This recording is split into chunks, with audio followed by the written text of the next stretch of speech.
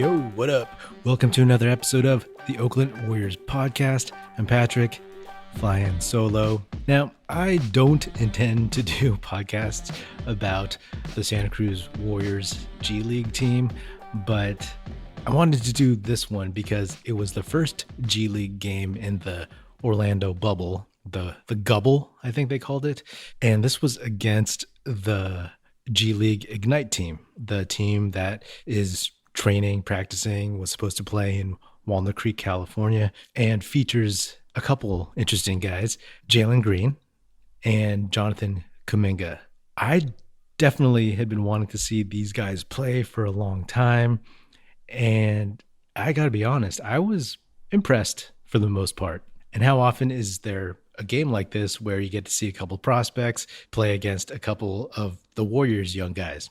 So let's get into it. The reason why I'm interested in Jalen Green and Jonathan Kuminga is because, of course, the Warriors have the Minnesota Timberwolves 2021 first-round pick unless it falls in the top three. So the top three, for the most part, is probably going to be Cade Cunningham, Evan Mobley, and maybe Jalen Suggs, Kuminga, or Green. Who knows? It all really depends. But those first two guys are probably going to be 1 and 2 at this point. And we've had a chance to see them play in college. There's highlights on YouTube and whatnot. But, I was curious to see this G League Ignite team play against professionals. So if one of these guys, Jalen Green or Jonathan Kuminga, ends up on the Warriors, if the Warriors get the 4th or 5th pick and one of these guys is still on the board, I'll be honest, I'll be pretty ecstatic. But I will say, Jonathan Kuminga is the guy that I'm circling. He's the guy that I want for the Warriors. He's 6'8", he's young, he's skinny, but you can tell he is going to be really, really good. He can go right, he can go left. His frame, he definitely has like one of those frames where he's skinny now. I mean, he's still pretty muscular, but once he puts on muscle, he's going to be pretty thick. I mean, he kind of has like a Kawhi build, or even more recently, a Patrick Williams type build, the Florida State guy who got picked number 4 in the 2020 draft by the Chicago Bulls. I like that guy. So I think Kuminga can definitely improve. Jalen Green, he had a rough game. He didn't shoot that well. He's way skinnier, and he didn't really show too much from the outside in terms of his shot. He hit a 3. His release point is a little low. But once he got out in the open court, you could tell he has a lot of athleticism. The dude can fly, and he has good body control. On that note, Kuminga, he hit Green on a fast break with a pretty nice bounce pass from just past half court, before half court. And I was like, okay, he can do that too.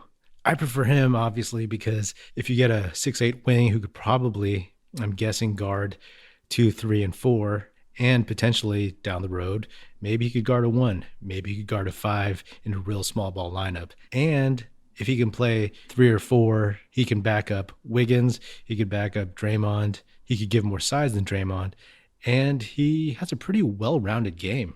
Now, Jordan Poole played Kuminga. They guarded each other a lot. And Jonathan Kuminga is already better than Jordan Poole. And I know that's not like saying like, oh, Jordan Poole is like this great player. But, the guy's played in the league for a year and a third, or a year and a quarter, or whatever it's been. And he's an NBA player for now. But he was thoroughly like bigger, more physical. And at the end of the game, he swatted Jordan Poole's layup so bad, I was like, oh, damn.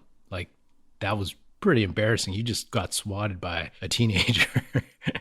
Yeah, he's somebody to keep an eye out on. I'll be honest, like just on pure size and athleticism, I mean, I don't even know if Kuminga will be there after number 3. Suggs, he's a little smaller, 6'4", he's a great player, but there might be a team that just says, hey, I want a wing, a versatile wing with crazy athleticism. And I wouldn't be surprised if Kuminga goes 3, and then if the Warriors get the Wolves pick at 4 or 5, it's between Green and Suggs, 2 of the Jalens in this draft. Nico Mannion, he did a pretty good job guarding Jalen Green.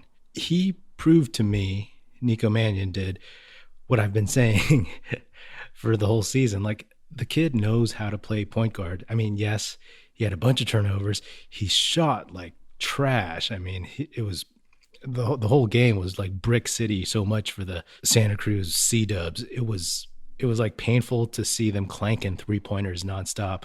But in terms of his confidence, running a team, making the right play, hitting passes, I mean, it wasn't anything phenomenal per se, but he looked like he knew what he was doing. He looked like he was in command. Jordan Poole, I think he scored the most points in the game. But I'll be honest, it's only because he was shooting volume. And I don't think he really showed anything different, right? Like the dude just isn't great at anything. He's not a knockdown 3-point shooter. He's not the best ball handler. And his drives to the basket, man, like he has to be crafty because he doesn't have explosive athleticism. And he's just not there yet, you know? Like, you know how Steph is super crafty and he has all these moves, and with his size and lesser athleticism, he can do so much. It looks like Jordan Poole can try to do that, but he's not even anywhere close. Like he would drive in, try to pump fake, do moves, etc. You know, fadeaways, floaters, hanging, whatever, turnarounds. And it just didn't look smooth. He doesn't look like he has a great feel for the game. And the fact that Kuminga looked so much better than him in general, forget the stat line of who scored more points or whatever, Poole just looked like a G leaguer. And you know how Poole was drafted as a shooting guard, a 3-point specialist, and then they wanted to kind of convert him maybe into a backup ball handler, a point guard, because he played that in high school. I mean, I'll take Nico Mannion in a heartbeat over Jordan Poole as a backup point guard. Mannion might be a little worse of a shooter right now than Jordan Poole in terms of consistency, but I think he could do a lot more. He could bring a lot more value to the Golden State Warriors, to the big league squad, than Poole ever would. And to be honest, I think Poole's role is pretty much being filled by Juan Toscano Anderson. He can play bigger players, and he can't really run point, but he can bring up the ball. He can initiate the offense a little bit. Out of those four dudes, I mean, I would say Kuminga, Green, Mannion, all those guys showed like a pretty decent feel for the game. Poole, not so much. And yes, I've been down on Poole for a while. I have in the past called him the equivalent of Jacob Evans, but on offense. As much as I want the guy to succeed, he just hasn't shown that he is great at anything. Like he's not better at one skill than anyone else currently on the Golden State Warriors roster. He's not a better shooter than Michael Mulder. He's not a better all-around utility guy than Juan Toscano Anderson. And pretty soon, I mean, in my book, Nico Mannion has already passed him up as a future backup point guard. The only thing he has on Mannion is maybe like an inch or two of height. You're listening to the Oakland Warriors podcast. Did you know Oakland Warriors is a website too? OAKLANDWarriors.com offers a collection of Warriors t-shirts that are comfy, classy, and cool. Fit for a real Warriors fan like you. Forget basic tees and boring designs. With Oakland Warriors, you can show your team pride with those in the know. I have a shirt from OaklandWarriors.com. It's comfy and soft, and it reps the Dubs in a low-key but fun way. Don't believe me? Check out OaklandWarriors.com and use the code podcast at checkout for a 10% discount. Now, Jeremy Lin was also in this game, and he looked okay. I mean, I would be curious to see him play on the big league squad or any NBA team. He couldn't really get to the basket. Like he would get past his guy and then run into a big man and try to pump fake or do like a spin fadeaway. And it didn't really work. People didn't bite on it. So I'm sure he's lost his step, but you know, maybe he could help out in other ways. Maybe he could be a decent shooter somehow. I mean, his shot was pretty inconsistent as well. But is he better than Brad Wanamaker? Yeah.